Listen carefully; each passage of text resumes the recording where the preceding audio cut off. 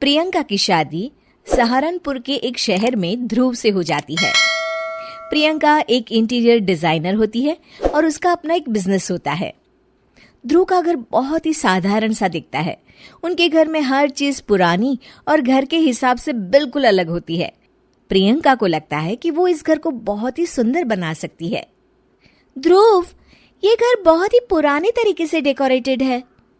अच्छा, मुझे तो नहीं लगता। कभी ध्यान दोगे तो लगेगा ना।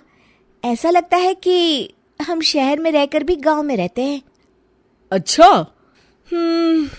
तो इस दिवाली तुम्हारे मनपसंद कलर से पेंट करवा देंगे, ठीक है? ओहो, पेंट से क्या होगा?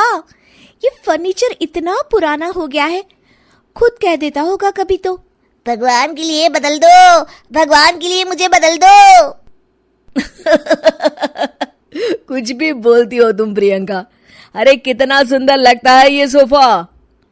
हाँ, साइज देखा है इस घर के फर्नीचर का। ऐसा लगता है घर नहीं गोडाउन है। मुझसे नहीं, मम्मी और पापा से बात कर लो इस बारे में। ये सब उन्हीं की पसंद का आया है। हाँ, तभी तो इतना ओल्ड फैशन है। कुछ कहा क्या? अरे कुछ नहीं। आप जाइए, ऑफिस जाइए। ध्रुव ऑफिस चला जाता है और प्रियंका अपनी सास से बात करने की सोचती है। मम्मी जी, मैं क्या सोच रही थी कि अगर हम इस संदूक को यहाँ से हटा दें तो काफी जगह बच जाएगी ना। हाँ, इसे हटा देंगे और सामान कहाँ रखेंगे? अपने सर पर? अरे मम्मी जी, आप ऐसी बातें क्यों कर रही हैं? देखिए ना, उसमें से एक भी चीज तो काम की है नहीं, तो क्यों ना हम उसे बेच दें।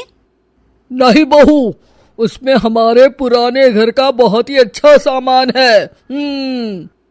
पापा जी, ये घर भी तो पुराना ही लगता है। एक दिन प्रियंका की सहेली प्रिया उसके घर आती है। प्रिया घर को देखकर हंस पड़ती है। इतनी अच्छी इंटीरियर डिजाइनर का ससुराल तो किसी पुराने म्यूजियम जैसा लगता है।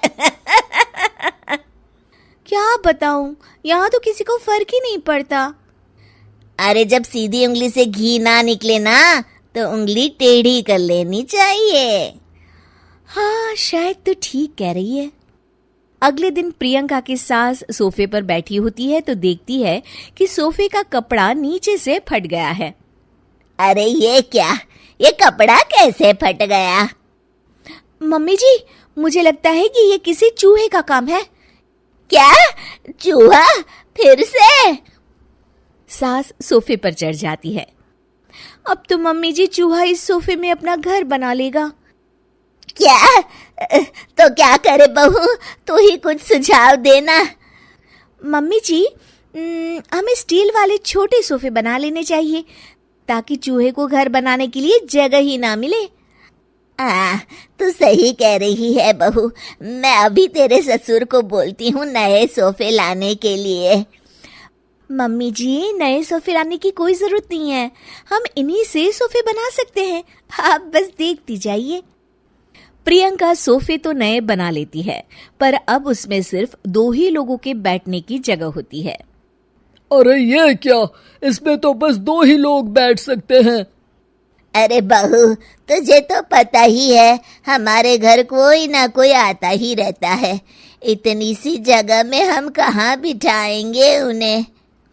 अरे मम्मी जी, आप चिंता मत कीजिए, उसका भी इंतजाम हो गया है। मैंने इस संदूक के ऊपर गद्दा लगवा दिया है और इसे पेंट करवा दिया है। ध्रुव उस पर बैठने की कोशिश करता है, पर संदूक की ऊंचाई ज्यादा होती है, इसलिए उसे बैठने में दिक्कत हो रही होती है।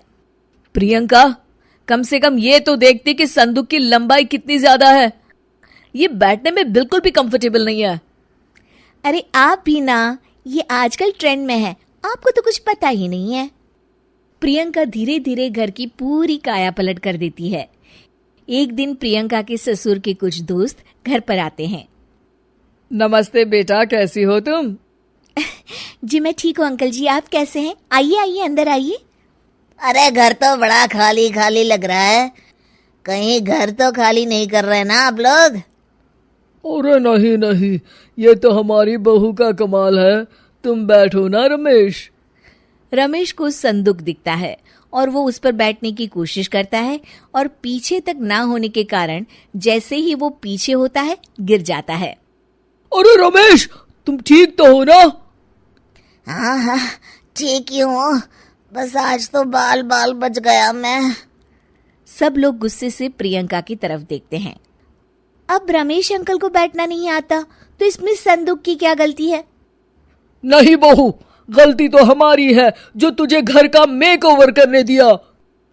सही कह रहे हैं आप। बहू, तू हमारे घर को पहले जैसा ही बना दे। ठीक है, आप लोग गुस्सा मत होइए, मैं घर को पहले जैसा ही कर देती।